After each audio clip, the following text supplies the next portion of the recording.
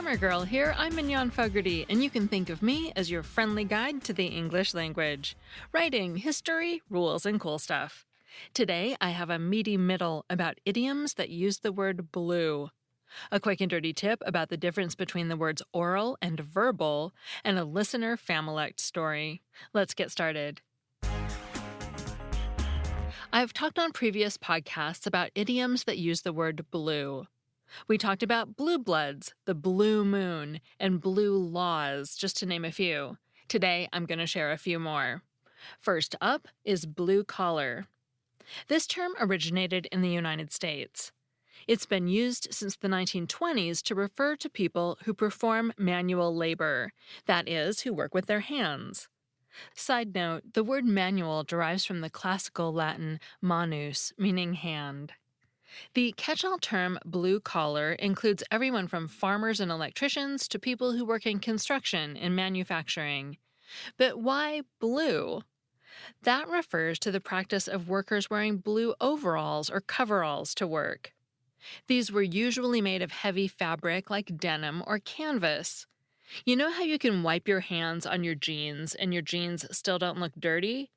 Coveralls were often made of blue denim for the same reason. It does a good job of hiding grease, grime, and grunge.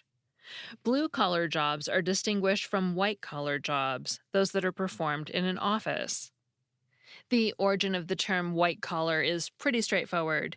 Just picture a traditional male office worker wearing a suit, tie, and a stiff white dress shirt. This term appeared slightly before the term blue-collar. It first appeared in a 1910 Indiana newspaper that described someone from the country following, quote, the lure of the white collar to the city so he can wear a white collar all the week, unquote. I wonder what that chap would think if he showed up in 2019 and saw some of the casual Friday outfits that city folk now wear to work. I'm not sure if he'd be pleased or disappointed. One other note on collars. There's a third term, pink collar, that refers to professions traditionally associated with women. Think teacher, hairdresser, secretary, or nurse. This term was introduced in a landmark 1977 book called Women's Work that explored the increasing presence of women in the workplace. The author observed that women were generally earning less money and less respect than men who held similar jobs, and that their careers often suffered when they left the workplace to raise children and returned after several years, older and without current job experience. This may not seem like hot news today, but at the time, these were radical observations. Speaking of women and their role in the world, let's talk about the term bluestocking, an insulting name for a scholarly or intellectual woman. This term can be traced all the way back to the 1400s, when a society of intellectual men and women was formed in Venice. Members were distinguished by the color of their stockings and referred to as della calza, meaning of the stocking. Similar societies popped up in Paris in the 1500s and London in the mid-1700s. The London societies were led by a group of wealthy, well-connected women who hosted literary soirees in their homes. One of the most prominent hostesses, Elizabeth Montagu, was described as, quote, brilliant in diamonds, solid in judgment, and critical in talk, unquote. Guests at her salons included the philosopher Edmund Burke, novelist Henry Fielding, and Samuel Johnson, author of a groundbreaking early dictionary of the English language. As to how Montagu and other hostesses came to be known as bluestockings, it wasn't because of the color of their hose. In the Victorian era, it would have been considered scandalous for a woman to show even a hint of stocking. Women's dresses reached all the way to the floor. Instead, it was a man's stockings that inspired the name. Remember that men of that era wore breeches, pants that stopped just below the knee, with stockings beneath them. Gentlemen and tradesmen generally wore white silk stockings. Laborers, by contrast, wore more gray or blue stockings made of more durable worsted wool. A frequent guest at Elizabeth Montagu's salon was an eccentric botanist named Benjamin Stillingfleet.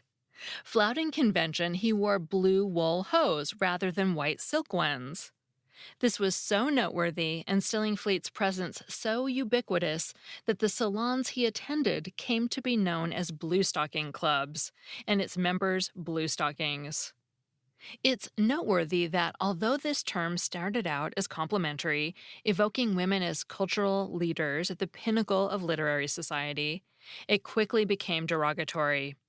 An 1891 guide to etiquette puts bluestockings in the same what not to do category as coquettes and prudes. The author notes that a bluestocking, quote, speaks in measured phrase. It's like listening to a book to hear her.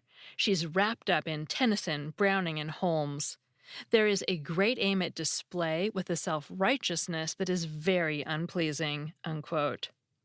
In other words, being a bluestocking no longer means you're a cultural leader.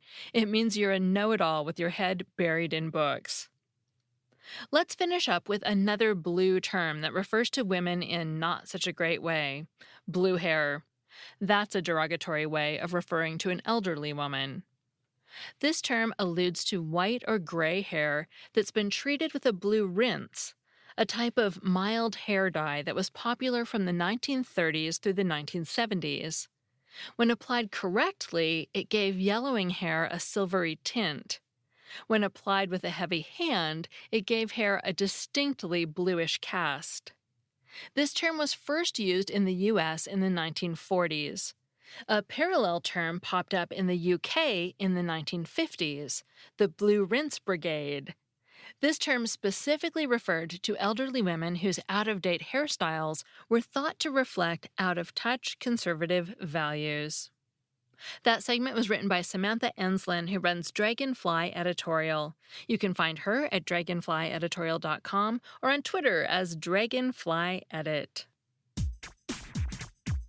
Before we get to the quick and dirty tip, today we're sponsored by Blinkist. No matter how much you love to read, it can be hard to find the time to do it, but Blinkist can change that. Blinkist is the only app that condenses thousands of nonfiction books into just the key takeaways and need-to-know information, so you can read or listen in just 15 minutes. That way, busy people like you can get the main points quickly without reading the entire book. 10 million people are using Blinkist right now, and its huge library is constantly growing, including self-help, business, health, and history. I like to listen to Blinkist while I'm walking on the treadmill. I love that the audio option makes it possible to learn while I'm also working on my health goals. Just this week, I've listened to Blinks of Getting Things Done and The 4-Hour Workweek, 2 books I've been curious about but had never found the time to read. Right now, for a limited time, Blinkist has a special offer for Grammar Girl listeners. Go to Blinkist.com/grammar to start your free 7-day trial. That's Blinkist, spelled Blinkist. Blinkist.com/grammar to start your free 7-day trial. Blinkist.com/grammar. Grammar Girl is also sponsored by Native. Native creates safe, simple, and effective products that you can use in the bathroom every day. They use ingredients found in nature like coconut oil, shea butter, and tapioca starch. There's no aluminum, parabens, or talc. And they really work, even through a workout or a 16-hour day. There are tons of permanent and seasonal scents to choose from, like coconut and vanilla, lavender and rose, cucumber and mint, and eucalyptus and mint. Or go unscented, or try their baking soda-free formula for sensitive skin. Returns and exchanges are always free in the U.S. And if you subscribe for recurring deliveries, you'll save $2 per stick. This summer, Native's eucalyptus and mint scent has been wonderful. It keeps me smelling great, so I can be comfortable wherever life takes me, even if it's just in the current heat wave we're having in Nevada right now. For 20% off your first purchase, visit nativedeodorant.com and use the promo code GRAMMAR during checkout. That's nativedeodorant.com and the promo code GRAMMAR for 20% off your first purchase. Next, on to a rule that I confess I had never heard before I became Grammar Girl. Many style guides, including the Chicago Manual of Style, the New York Times Manual of Style and Usage, and the Economist Style Guide, all say you shouldn't use the word verbal to mean something that's spoken. Instead, you should use the word oral because technically, something that's verbal can be written or spoken. According to Edom Online, verbal comes from the Latin word verbuma, which simply means word. The late Latin form was verbalis, meaning consisting of words and relating to verbs. So you won't be surprised to hear that the word verb also comes from the same root as verbal. So if something verbal just relates to words, it can be written or spoken, and that's still one of the current definitions. Oral, on the other hand, refers only to things that are spoken. It comes from the late Latin word oralis, which essentially means mouth. Garner's Modern English Usage says that it's common for people to use verbal to mean oral. He puts it at stage 4 on his language change index, which means it's ubiquitous, but not universally accepted. It's the etiquette equivalent of putting your elbows on the table. It's incredibly easy to find examples of well-known writers using verbal to mean spoken. Here's an especially clear example from the Nobel laureate Doris Lessing that I found in her novel The Golden Notebook.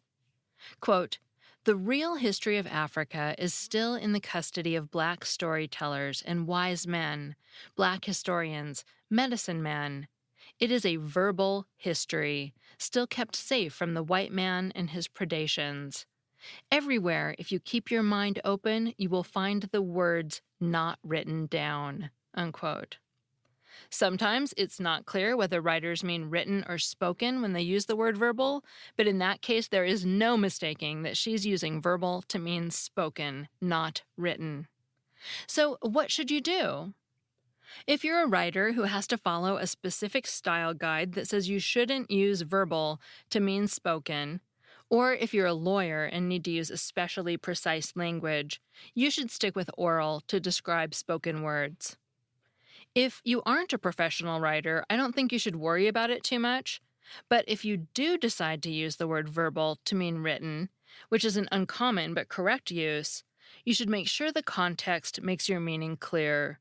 Unless you're writing a mystery novel in which the protagonist is a language pedant who uses verbal to mean written, and the misunderstanding is the whole basis for the confusion that ensues.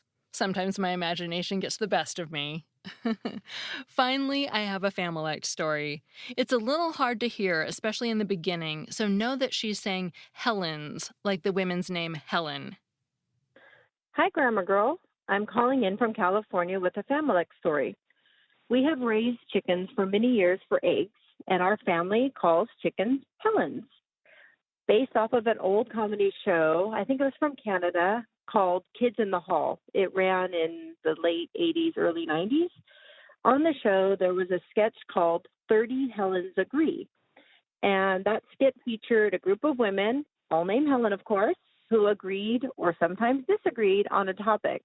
The way they interacted with each other on the topic on the show reminds us of how our flocks of chickens sometimes interact with each other.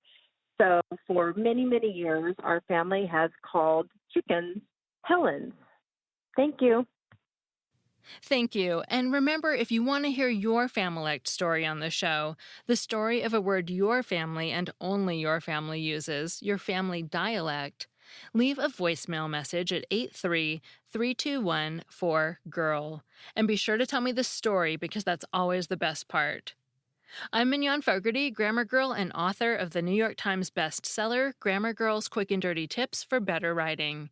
And thanks to my audio producer, Nathan Sems. This show is part of the Quick and Dirty Tips podcast network, so check out some of our other shows like Nutrition Diva, Get It Done Guy, Get Fit Guy, and more. That's all. Thanks for listening.